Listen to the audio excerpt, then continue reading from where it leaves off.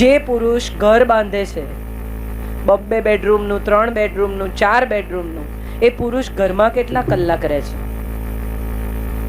કોઈ દિવસ કોઈ સ્ત્રીએ એવું વિચાર્યું છે કે મોટા ભાગના પુરુષો જે ગામમાં નાની જગ્યાએ ભુજમાં રહેતા હશે એમની વાત જુદી છે, પણ જે બેંગ્લોર રહે છે, મુંબઈ રહે છે, મોટા શહેરોમાં રહે છે, એ જિંદગીના 40 વર્ષ ટિફિનમાંથી ખાય છે. તમે ગરમ જમી શકો, તમારો પરિવાર ગરમ જમી શકે, તમારા પરિવારને સગવડ મળે, સંતાનો સારી રીતે જીવી શકે, એને માટે એક પુરુષ કેટલી સ્ટ્રગલ કરે છે, કેટલો સંઘર્ષ. સવારે 9 થી 9 જે પુરુષો કામ કરે છે એને કોઈ દિવસ કોઈ પત્નીએ એમ કહ્યું કે થેન્ક યુ યાર, તમારો બહુ આભાર કે હું આવી સારી જિંદગી જીવી શકી. આ દાગીના, આ સાડીઓ, આ ઘર, આ સલામતી, આ પ્રેમ, આ સન્માન, આ સંતાનો, બધા માટે તમારો આભાર. આવું આપણે કોઈ દિવસ આપણા જીવન સાથીને કહીએ છીએ? ઉલટાની જ્યારે તક મળે ત્યારે કે એ તો એવા જ છે ને, એમને તો ખાવાનું ઠેકાણું નહીં ને, હું ના આવું તો પીરસે નહીં ને, બોલો આવું કરે, આવી રીતે કરે ને, મને આમ કરે ને. અને જેટલી પત્નીઓ ફરિયાદ કરતી હોય ને એને તમે પૂછો ને કે છૂટાછેડા જોઈએ છે તો કે ના, છૂટા નથી પડવું, જોડે રહેવું છે પણ ફરિયાદ કરવી છે. એને બદલે આનંદથી જોડે ના રહીએ. આપણા જીવન સાથીમાં શું સારું છે એ શોધી કાઢીએ. દરેકમાં કંઈ સારું હોય. ઘણી પત્નીઓ કહે કે બીજાની જોડે તો બહુ હસી હસીને વાત કરે છે. એ બધી પત્નીઓને મારે પૂછવું છે કે બીજાની જોડે છણકા કરાય? તમે વિચારી જુઓ કે તમારા હસબન્ડ, તમારા પતિ કોઈ અજાણ્યા બહેનની જોડે છણકો કરીને કહેતા હોય કે તમે લીલી સાડીમાં જરાય સારા નથી લાગતા, તો તમને ગમશે? એ તમને કહી શકે કે આવો રંગ ના પહેરે, આમ ના કર. અંગત કોને કહેવાય? પોતાનું માણસ કોને કહેવાય? કે જે મન ખોલીને આપણી સાથે વાત કરે. આપણે પણ બીજાની જેમ બીજાની સાથે હસીને વાત કરે છે એટલે આપણી સાથે હસીને વાત કરે, તો એના મનની વાત ક્યાં કરે? હું એવા કેટલા બધા પુરુષોને ઓળખું છું કે જેમને બ્લડ પ્રેશર, હાર્ટ એટેકની બીમારી એટલા માટે થઈ છે કે એમણે કોઈ દિવસ જિંદગીમાં મન ખોલીને વાત જ નથી કરી. એમની તકલીફ એણે અંદર જ દબાવી રાખી છે. જીવન સાથીનો અર્થ શું? જે સાથે સાથે ચાલે જીવનભર. આમાંથી કેટલા લોકો પરણેલા છે? હાથ ઉઠાવો. કેટલા લોકો વિધિસર પરણેલા છે? Very good. આમાંથી કેટલા લોકોને સપ્તપદીના 7 વચન ખબર છે? હવે તમારા માટે તાળીઓ પાડો. મારે માટે બહુ પાડી. મહારાજ શું બોલ્યા, કોણ આવ્યું તું, કોણ નહોતું આવ્યું, કોણે ઝઘડા કર્યા, કેટલો દાગીનો કર્યો, કેટલી સાડી કરી, કોને કેટલું ઓછું કર્યું, આ બધું આપણને યાદ છે. પણ આપણે જે વચન આપીને પરણ્યા એ મુખ્ય 7 વચનો સાંભળવાની આપણે તસ્દી લીધી નથી, વાંચવાની આપણે તસ્દી લીધી નથી. આ મજા છે આપણા પરિવારોની. હમણાં વચ્ચે એક દિવસ એક બહુ જાણીતા કવિ છે, એમની સાથે હું પ્રવાસ કરતી હતી. એટલે ગાડી સિગ્નલ પર આવીને ઊભી રહી એટલે એક ભિખારી આવીને ભીખ માંગવા લાગ્યો. એટલે મેં કાચ ચડાવી દીધો. બધા એમ જ કરે, કોઈ ભિખારી આવે તો આપણે શું કરીએ, આપણે ગાડીનો કાચ ચડાવી દઈએ. ગાડીનો કાચ ચડાવી દીધો. પછી થોડી વાર રહીને મેં એમને કહ્યું, મેં કીધું તેજપાલ હોલમાં જે લક્ષ્મીનારાયણનું મંદિર છે ને એમાં મને બહુ શ્રદ્ધા છે, શું મૂર્તિ છે લક્ષ્મીનારાયણની. આમ જાણે એમ થાય કે હમણાં આપણી સાથે વાત કરશે. એટલે કંઈ બોલ્યા વગર મારી સામે જોઈને કે આજે એ બી કાચ ચડાવી દેશે. તમે વિચાર કરો કે આપણને આપેલું આપણે કોઈને નથી આપતા, તો ભગવાન શું કામ આપણને આપે? એ આપણને એટલા માટે આપે છે કે એ જેને નથી આપી શક્યો એના સુધી આપણે પહોંચાડીએ. પણ આપણો સ્વભાવ કેવો છે? ગણી ગણીને આપવાનો, વિચારવાનો. આપણા કામમાં આવે એટલા કામના, બાકીના બધા નકામ. આપણા કામવાળા ઘરના હોય એને સાડી આપી દઈએ, પણ કોઈ બેન માગવા આવ્યા હોય અને આપણે જોઈએ કે એની સાડી ફાટેલી છે તોય, આપણા કબાટમાં અનેક સાડીઓ હોય તોય આપણને બધી જ ગમતી હોય. કોઈ દિવસ એવો વિચાર આવ્યો કે ચલો 5 સાડી એવી કાઢીએ કે જે છેલ્લા 1 વર્ષથી નથી પહેરી. એવા કોઈને આપીએ કે જેની પાસે કપડાં નથી. ગાંધીજી જ્યારે ચંપારણ્યમાં ગયા ત્યાં સુધી એ પૂરા કપડાં પહેરતા હતા, પાઘડી પહેરતા હતા, જબ્બો પહેરતા હતા. ચંપારણ્યમાં જ્યારે ગળીનો સત્યાગ્રહ થયો ત્યાં બગીચામાં ગળી ઉગાડતા હતા અને સરકાર એમને ગળી ઉગાડવાની ફરજ પાડે, ચાબુક મારે મજૂરોને.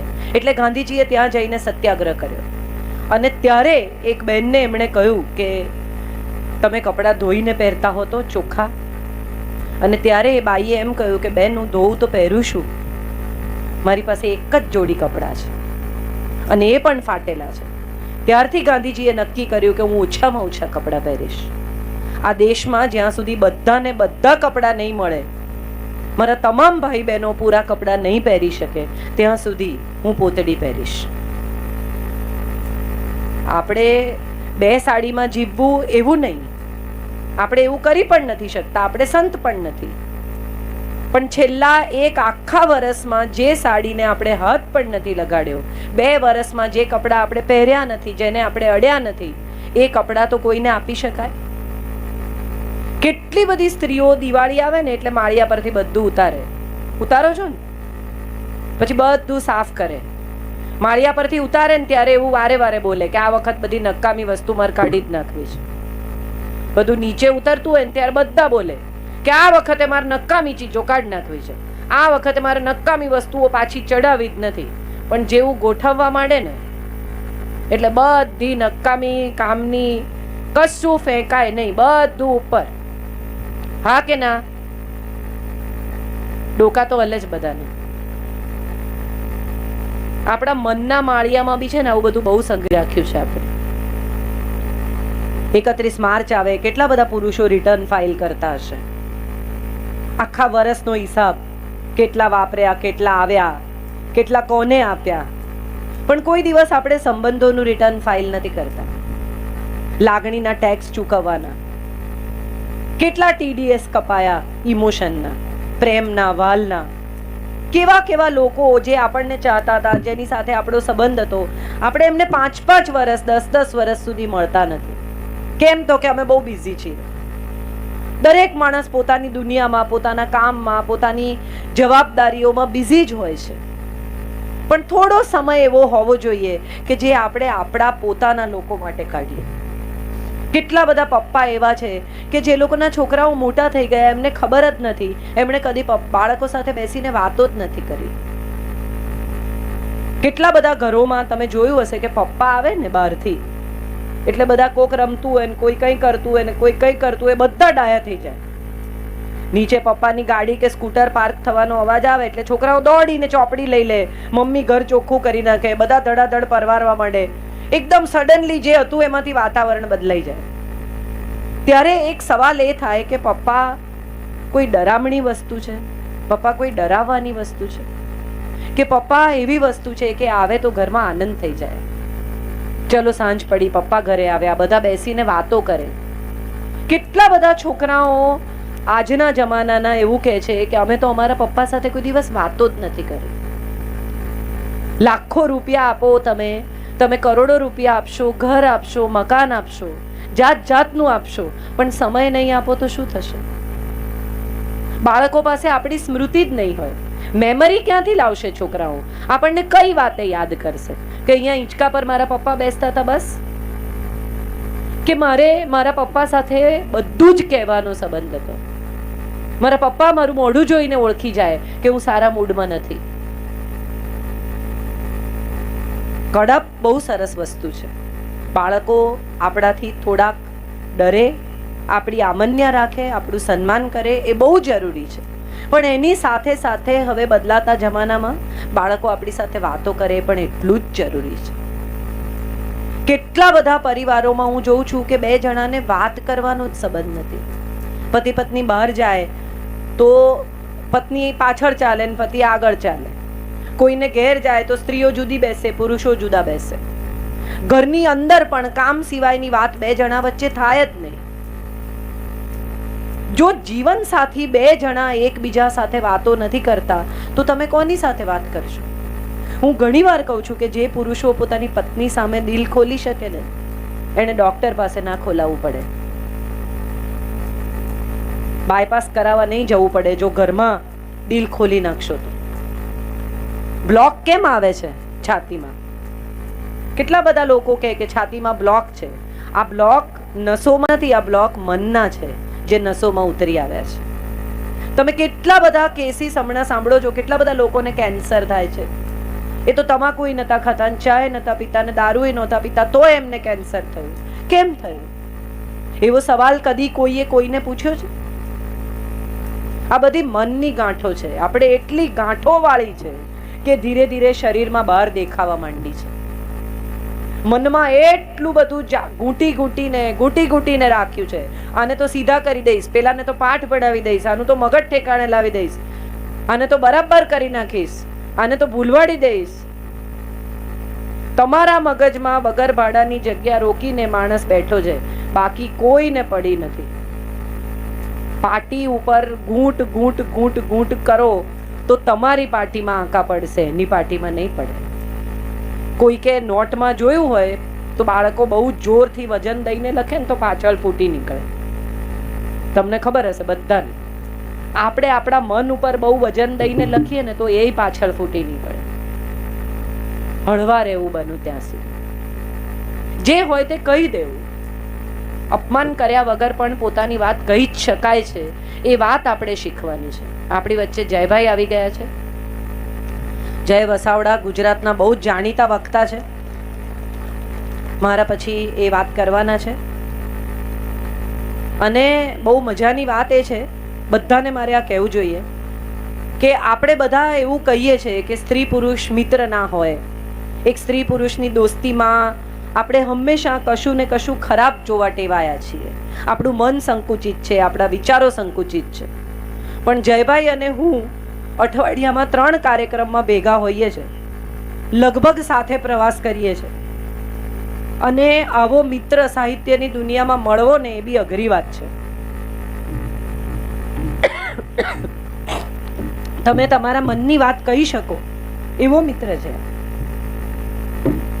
સ્ત્રીઓની સ્વતંત્રતા માટે અને સ્ત્રીઓના અધિકારો માટે પણ એ બહુ બોલે છે.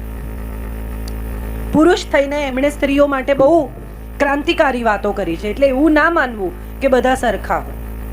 મારા પછી જયભાઈ વાત કરવાના છે, હું મારી વાત ચાલુ રાખું. તો સૌથી મોટી વાત જે હું તમને કહું છું એ કહું છું કે સંવાદ કેમ નથી પરિવાર. દાખલા તરીકે આપણને કંઈ ના ગમ્યું તો આજે આપણા મનમાં બેસાડી દીધું, ચલો કંઈ નથી બોલવું. બીજે દિવસે કંઈ ના ગમ્યું આપણે પકડી રાખ્યું, ચલો નથી બોલવું. ફરી કંઈ ના ગમ્યું, ફરી કંઈ દુઃખ થયું, ફરી પકડી રાખ્યું. ધીરે ધીરે ધીરે ધીરે ધીરે ધીરે ધીરે પ્રેશર કુકરમાં જેમ વરાળ આવે ને એમ ભરાતું જાય. અને પછી એક દાડો વાગે, સીટી વાગે છે ને બધાના ઘરમાં. પછી ગુસ્સો આવે, આપણે ગમે તેમ બોલીએ.